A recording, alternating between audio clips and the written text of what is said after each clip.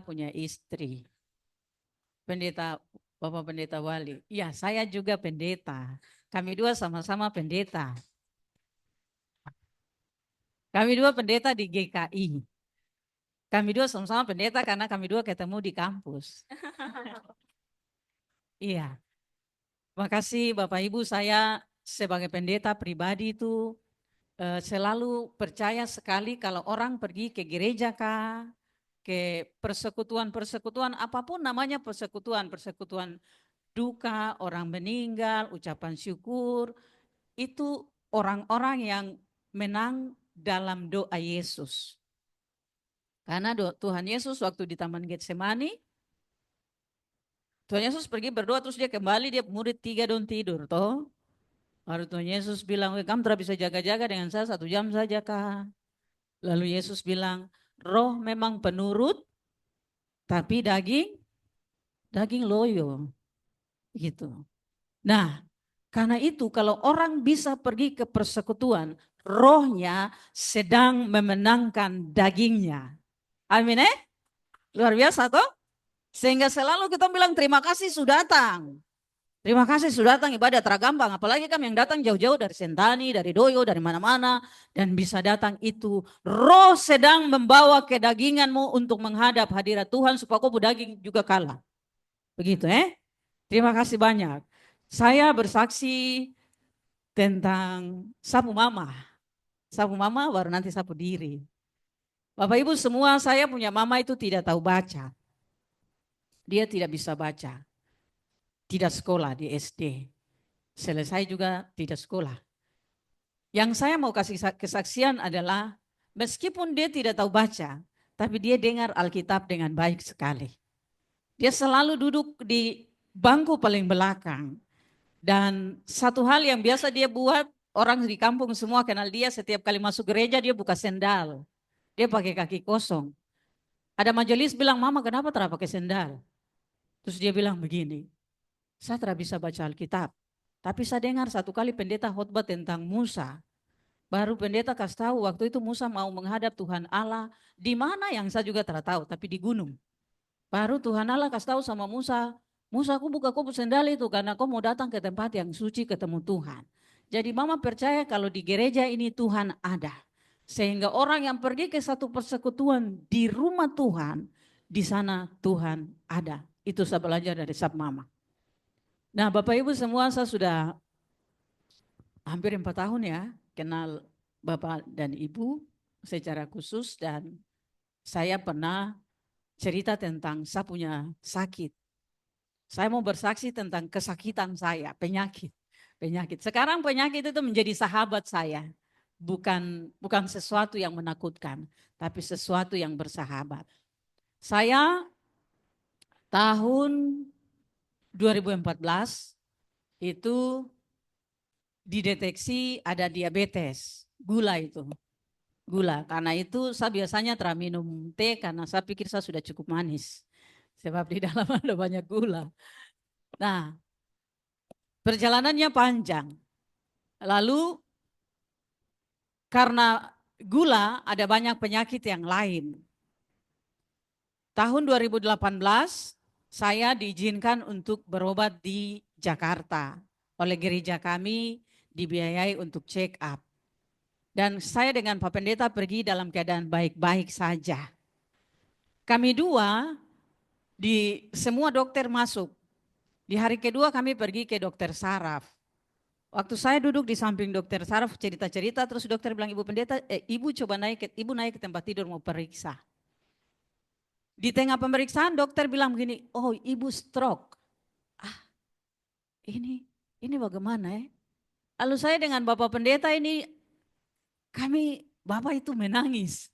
Ah, tidak mungkin. Ini kami masih baik-baik, ibu masih sehat-sehat tadi ini. Lalu dokter bilang, coba turun dari tempat tidur, memang saya sudah bisa turun. Tidak bisa. Lalu dokter bilang, ini baru saja 5 menit yang lewat. Ibu stroke 5 menit yang lewat.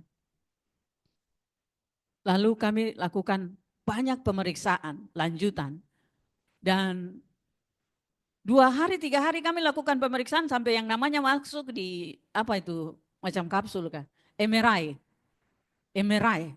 Tidak ada satupun, tidak ada macam-macam apa-apa di dalam tubuh saya. Semua baik-baik saja. Lalu kami dua, saya sudah mulai terganggu nih. Saya sudah mulai terganggu. Saya sudah mulai bilang, aduh ini apa ini? Ini apa? Dan Bapak Ibu pasti bayangkan gangguan pikiran itu adalah siapa yang bikin saya. Ada orang di kampung yang tersenang torang kah?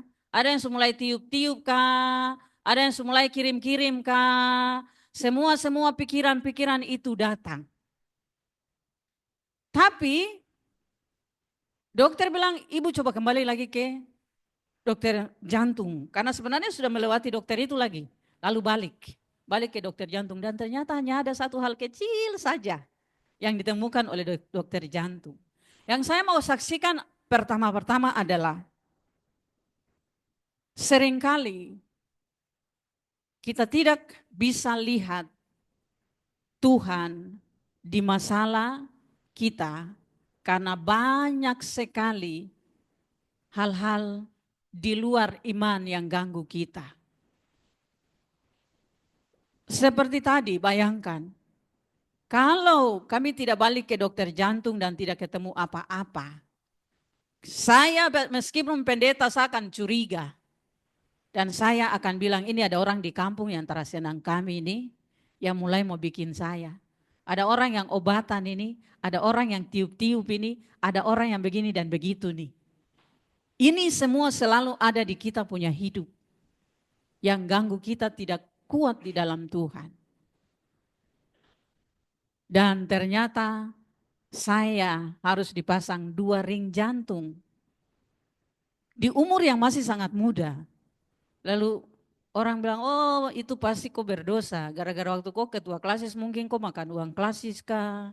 Kan saya pernah jadi ketua klasis. Nah Bapak Ibu semua di dalam Tuhan, kekurangan kita, masalah kita, keadaan kita, hanya kita dan Tuhan yang tahu. Karena itu kalau orang bicara tentang kekurangan kita dan kita tahu kita benar, kenapa kita sibuk marah-marah? Sibuk tersinggung, sibuk mau balas. Padahal kita tahu kita benar. Jangan cari kebenaran di mata manusia. Karena apapun kebenaran yang kita usahakan di depan manusia, kalau dong bilang kau terbaik, tetap terakan baik. Kebenaran hanya datang dari Tuhan. Itu yang patut kita cari. Itu yang saya mau saksikan sehingga sampai hari ini.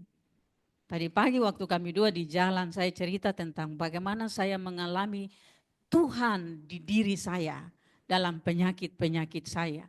Sudah 3 malam dan puji Tuhan Bapak saya sekarang sedang masuk ke dalam pendalaman bagaimana menemukan semua kekuatan dan roh di dalam Yesus yang di Alkitab. Jadi saya senang sekali baca Alkitab. Benar-benar harus kembali ke Alkitab sesuai dengan tema ini. Nah karena itulah saya menemukan kekuatan roh dalam 9 buah roh yang saya sudah mengajar di tanggal 1. Bagaimana kita menggunakan 9 buah roh itu untuk menghidupi seluruh diri kita dan bahkan nafas kita. Jadi kalau saya sesak, bukan sesak karena penyakit, sesak karena banyak tanggung jawab dan kemudian mau kerja yang mana. Saya melakukan yang namanya terapi nafas dan terapi nafas dengan kekuatan 9 buah roh. Saya bernafas dengan 9 buah roh dan bayangkan apa yang dikatakan oleh Alkitab. Di nafasmu firman Tuhan itu berlangsung. Seperti itu sehingga saya punya penyakit hari ini sangat luar biasa. Puji Tuhan, terima kasih juga Bapak untuk alat yang menolong saya 1 tahun yang lalu. Sudah 3 bulan dengan konsultasi dokter, saya sudah kurangi obat jantung. Juga saya sudah kurangi obat diabetes, pelan-pelan sudah mulai berkurang.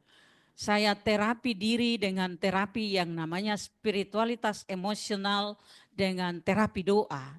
Dan saya sedang menulis bagaimana kekuatan doa itu menolong seseorang untuk sembuh. 2 kali saya sudah mengalami di hari apa ya, itu karena saya tulis buku jadi duduk sepanjang waktu dan tulang-tulang sebetulnya mau remuk. Tapi malam itu saya berdoa. Lalu saya rasa seperti di saya punya bagian tengah tubuh, entah di jantung atau hati, itu seperti ada sinar atau kekuatan yang tiba-tiba keluar. Dia keluar itu seperti dia memancar, terpancar sampai ke semua bagian-bagian tubuh. Dan itu seperti saya pernah mengalami satu kali di tahun 2019 atau 2009 itu seperti cahaya itu datang pijit saya. Lalu saya bilang, saya rasa oh ini macam cahaya yang ketemu Rasul Paulus tuh. Karena berbeda. Lalu saya kasih kaki, saya bilang sebelah sini lagi. Jadi cahaya itu seperti dia pergi di semua saya punya tubuh. Lalu saya bilang sebelah sini lagi. Terus saya tertawa karena saya pikir, ih lucu tapi bagus. Dan tadi pagi, sekali lagi saya mengalami ini. Saya tadi pagi itu rasa seperti, karena saya punya badan lelah dan setiap kali saya mulai berdoa, ya Tuhan Allah, saya tidak kuat, tubuh saya begini dan begitu, dan cahaya itu mulai datang dan sekarang saya rasa keluar dari jantung saya. Dan dia pancar ke seluruh tubuh saya, lalu saya tidur sedikit ke sudut tempat tidur menjauh dari Bapak, karena Bapak yang dia tangan besar, badan besar, jadi kalau dia ini pasti sentuh ke saya, dan kalau sentuh itu cahaya itu seperti mau keluar, mau pergi, lalu datang lagi. Nah, Bapak Ibu semua yang Tuhan sayang, percaya sungguh bahwa ini bukan cerita-cerita saja, tapi percaya dan berjuang sampai mengalami bagaimana Tuhan itu benar-benar hidup seperti apa yang Ayub bilang. Saya tidak dengar dari apa kata orang, tapi sekarang saya sendiri mengalaminya, sehingga kita bisa buktikan itu. Begitu yang saya bagi, dan terima kasih saya ada di sini bersama Bapak Ibu semua. Shalom.